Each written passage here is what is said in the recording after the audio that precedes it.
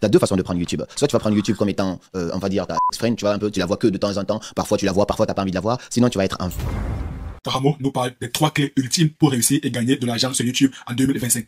Écoutons-le attentivement. Le mois dernier, ma chaîne YouTube m'a rapporté exactement 5200 €. Je ne suis pas là pour me vanter ou pour te vendre du rêve, mais si tu comprends les 3 principes que je vais te partager dans cette vidéo, d'ici la fin de cette vidéo, toi aussi tu pourras partir de rien, lancer une chaîne YouTube à succès, avoir énormément d'abonnés en peu de temps, mais aussi commencer à générer des milliers d'euros chaque mois grâce à ta chaîne YouTube. Dans cette vidéo, je n'ai absolument rien à te vendre, je vais juste te partager mes 3 dernières années d'expérience sur YouTube gratuitement pour que toi aussi tu puisses comprendre que tu peux partir de rien, te lancer sur YouTube et transformer ta vie. Si tu me connais pas, je suis Karamo. Je me suis lancé officiellement sur YouTube en juin 2021. Depuis là, j'ai pu faire les 100 000 abonnés sur YouTube, mais également les 1 million d'abonnés sur YouTube. Aujourd'hui, ma chaîne comptabilise plus de 1,3 million d'abonnés et cette même chaîne m'a permis de générer des centaines de milliers d'euros. Je vais te partager par retour d'expérience quelles sont les clés, les étapes qui vont te permettre d'atteindre le succès sur ta chaîne YouTube. N'importe qui a entre guillemets cette chance de se faire une source de revenus grâce à YouTube, alors pourquoi ne pas en profiter?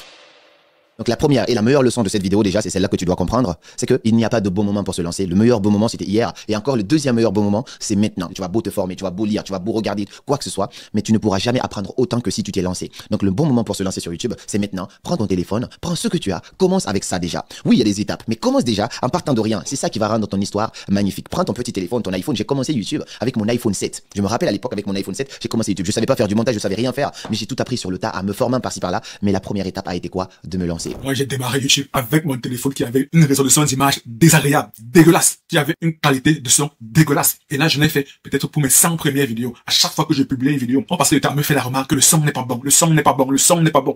Mais qu'aurais-je fait? Est-ce que j'aurais dû attendre d'avoir un meilleur matériel avant de démarrer? Non, je n'avais pas assez de ressources financières. Ce que j'ai fait, j'ai pris mon courage à deux mains, j'ai enregistré la vidéo avec une caméra dégueulasse. Vraiment, ce n'était pas optimal. Et j'ai publié. Je savais bel et bien que je devais avoir des retours quant à la qualité du son.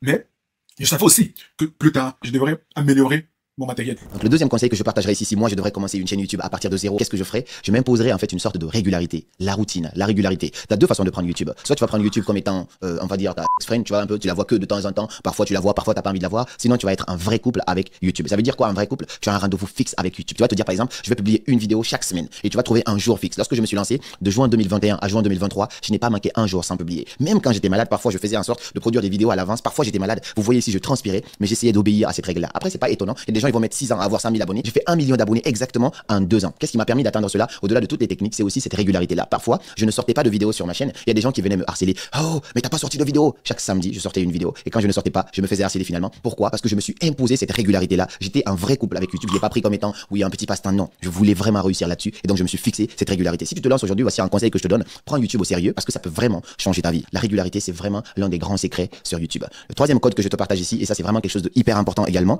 c'est de te former. Lorsque j'ai été au séminaire de Tony il y a pas longtemps, il a parlé d'un truc qui est très important que moi-même j'ai toujours partagé dans mes conférences. C'est la modélisation. Tout ce que tu as envie de faire, quelqu'un a déjà réussi à faire cela. Tu as deux choix. Soit tu vas essayer de le faire toi-même. Donc si la personne a mis 5 ans, toi aussi tu vas mettre 10 ans pour arriver à ce stade-là. Soit tu vas te dire, ok, cette personne a fait ça. Comment la personne a fait? Je vais apprendre de cette personne. Ça va peut-être me faire gagner du temps. Donc si tu veux réussir sur YouTube aujourd'hui, au-delà du fait qu'il faut que tu te lances, il faut que tu sois régulier, mais aussi forme-toi. Forme-toi pour comprendre comment on fait les titres. Parce que quand on se lance au début, on est ignorant de tout ça. Et c'est tout ça qui fait la différence. Comment on formule les titres sur ta vidéo? Comment on fait les miniatures de ta vidéo? Comment on fait le montage de ta vidéo? Comment on structure une idée de vidéo avant de la sortir? Quand je te parle là, j'ai ma structure de vidéo qui est juste devant moi, qui me permet en fait de savoir où je vais. Les grandes lignes sont là. Au-delà de ça aussi, comment tu peux analyser ta chaîne YouTube pour savoir quel est ton progrès, quels sont les sujets à traiter. Si on est ignorant de tout ça, on peut décider soit d'apprendre nous-mêmes, mais ça va mettre du temps, soit de se former et de profiter de l'expérience de quelqu'un d'autre. Donc formez-vous. Le quatrième secret que je te partage, si tu veux vraiment réussir sur YouTube, si moi je devais me lancer demain, je vais faire super attention à ce point-là, c'est en fait de travailler intelligemment plutôt que de travailler dur. Au pire, je te dirais même d'essayer de faire les deux, parce que malheureusement les gens pensent qu'il faut juste avoir une idée de vidéo et de la faire et de la faire. Mais oui, c'est bien de faire une vidéo, mais tu peux aussi travailler intelligemment. Tu as deux façons de te positionner sur YouTube. Tu vas te positionner comme quelqu'un qui va faire des vidéos tous les jours, ou sinon tu vas maximiser sur les bonnes vidéos, les bonnes niches, les bons sujets qui sont bien recherchés. Tu traites ça et tu as une régularité de 1 fois, 2 fois par semaine. Ça va te permettre d'aller beaucoup plus loin. La stratégie, quand je te dis de travailler intelligemment, c'est pas la quantité de vidéos, mais la qualité de vidéos que tu vas sortir à un moment donné si tu veux atteindre l'autre niveau. Mais je me pensais que le travail intelligent n'arrive qu'après avoir travaillé dur. Sans le travail dur, on ne pourra pas travailler intelligemment. Pourquoi? Il vient de prendre l'exemple de choisir la bonne niche ou bien choisir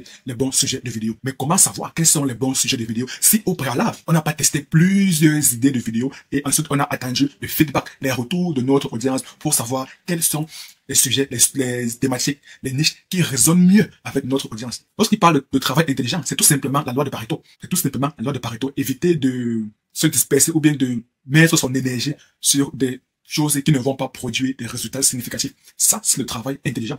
Mais avant de pouvoir faire ce travail intelligent, il va falloir travailler dur. C'est exactement ça. Donc moi, j'applique Pareto. Je fournis énormément de travail. Je travaille dur. Ensuite, je m'assois. Je vais analyser les 20% d'actions, les choses qui ont marché. Et ensuite, sur ces 20%, je vais encore maximiser, produire une quantité énorme de vidéos, refaire le même travail chaque fois, ad vitam aeternam et sans cesse. Voici ici 5 grandes leçons. Il y a pas mal d'autres leçons que je pourrais te partager. Mais si je pars d'aujourd'hui, de tout de suite là de zéro et que je veux me lancer sur YouTube, voici la technique que j'utiliserai. Je peux te récapituler cela. La première chose, c'est que je vais d'abord me lancer. C'est hyper important. Tout commence là. Il faut se lancer. Il faut commencer avec ce que tu as. Ton téléphone, ton micro de merde, la lumière de mauvaise qualité. Commence avec tout ça. Et ensuite, forme-toi petit à petit pour comprendre quelles sont les stratégies qu'il faut utiliser pour passer à l'autre niveau. Sois régulier sur ta chaîne. Ça, c'est la troisième chose. Sois régulier. En plus de cela, essaye de travailler intelligemment plutôt que de travailler dur. Et un dernier point, prends une niche que tu maîtrises. Prends une niche sur laquelle tu peux avoir suffisamment d'informations. Positionne-toi sur des niches qui sont assez recherchées et commence à traiter les sujets de cela. Et un dernier petit bonus dans tout ça, c'est la modélisation que je t'ai parlé tout à l'heure. Lorsque tu veux faire quelque chose, il y a forcément quelqu'un qui a déjà réussi dans ce domaine. Inspire-toi de cette personne-là. Comment elle fait? Qu'est-ce qu'elle a dit? Pourquoi elle a dit ça? Prends un peu un modèle et pars de cela. Ça va vraiment changer les choses. Si vous voulez savoir comment créer une chaîne YouTube rentable, c'est que ça vidéo qui apparaît à l'écran.